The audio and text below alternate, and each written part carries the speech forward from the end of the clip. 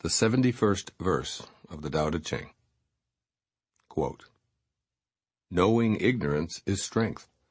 Ignoring knowledge is sickness. Only when we are sick of our sickness shall we cease to be sick.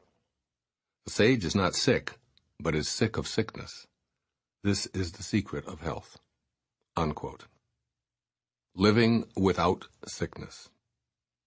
There's quite a paradox present in this passage, which has been expressed throughout my many readings of the Tao Te Ching as variations on "only when your sickness becomes sick will your sickness disappear."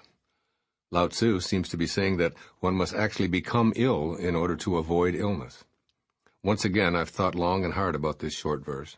I've played with these words over and over in order to grasp their essential meaning for you and for myself as well. Finally, I've meditated with Lao Tzu's image before me, asking what he meant by this puzzling 71st verse. His answer is what I based the rest of this chapter on.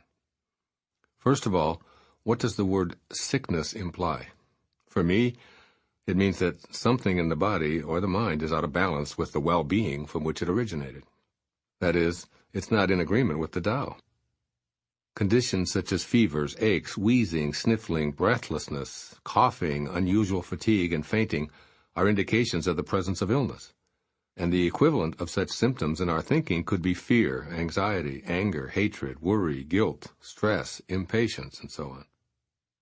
These are signals that our thoughts are out of balance with our source, which is pure love, kindness, patience, contentment, and all of the other expressions of Tao-centeredness that appear in these 81 essays on the Tao Te Ching. The sage in this verse has looked long and hard at illness, and has come to realize that it represents a physical manifestation of non-Tao thinking. A fever, a cold, an ache, or a pain are all identical to the non-Tao expressions of impatience, fear, anger, or any other ego-driven impulse. Since the sage has been where thoughts like these lead, he refuses to participate in such folly. Thus he has looked at poor health and vowed, "I will not think in ways that bring that about.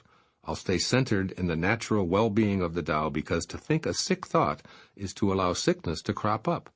Consequently, he's sick of sickness, and the result is the secret of perfect health." Allow me to provide you with an example of this. My colleague and friend, Radhika Kinger, recently returned from a visit to Puttaparthi in India, where she was in the presence of Satya Sai Baba, a God-realized master who lives and breathes all of the divine messages presented in the Tao Te Ching. Here's an excerpt from the letter she sent me afterwards. Dear Dr. Dyer, I just returned from Puttaparthi after spending a week there in Sai Baba's divine presence. I was saddened to see Sai Baba in a wheelchair due to multiple fractures in his hip bone. According to the doctors, no normal human being can survive such physical agony, but Sai Baba remains ever so blissful and completely unaffected by his physical condition. A devotee asked Sai Baba, how is it that a God-realized being has to undergo physical suffering? Why doesn't he just cure himself? And to this Sai Baba replied, quote, "My life is my message. People today need to learn to give up body attachment and experience their divinity within. Pain is a natural phenomenon, but suffering is a choice. I do not suffer, as I am not the body." Unquote. Sai Baba looked at his condition and declared himself to be sick of such a thing being in his life. Suffering with illness just isn't an option when one lives in harmony with the Tao. With years of addictive behavior behind me, I can tell you that the wisdom of this verse of the Tao Te Ching was largely responsible for my getting back to the purity and well-being from which I originated. I became sick of my sickness, as I was no longer willing to go through the withdrawals and shame that accompanied it. I saw my affliction not so much in the material world, but in the invisible world of my thoughts, which kept leading me back to the illness. When I finally changed the way I looked at all of this, I was able to bring about the seeming paradox of no longer being ill by getting to the point of being sick of it, and this is truly the secret of health. Here's how Lao Tzu would instruct you to put this wisdom to work for you right here and now. First, have a happy mind. An ancient Chinese proverb says that if a man has a happy mind, he will have a happy body. A happy mind is sick of sickness. It refuses to anticipate that things will get worse. It sees a sniffle, a stomach ache, back or knee discomfort, and fatigue as messages to follow the body's signals back to a natural state of well-being. A happy mind thinks of the body as capable of healing infirmities because it knows that it isn't a human creation, but rather a product of the Tao. A happy mind trusts the capacity of the body to live without sickness or suffering. So use your happy mind to work with you to stay healthy. And secondly, examine your habits. What daily habits distance you from your natural state of well-being?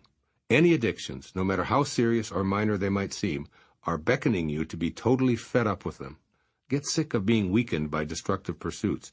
You know what they are, and you know when you habitually let yourself become ill from food, alcohol, or drugs, or from the guilt and the shame that results after a binge. Remember that ignoring knowledge is sickness, and examine your fixations, vowing not to ignore your awareness of what they are. Do the Tao now. Dedicate a day to really listening to and trusting the messages from your body, and then listen to what your mind tells you about those signals. Introduce your mind to the possibility that the body is signaling a request that you can grant, such as a nap or a walk along the beach, for instance. Cultivate the Tao-centered happy mind, which will not entertain sickness thoughts at all.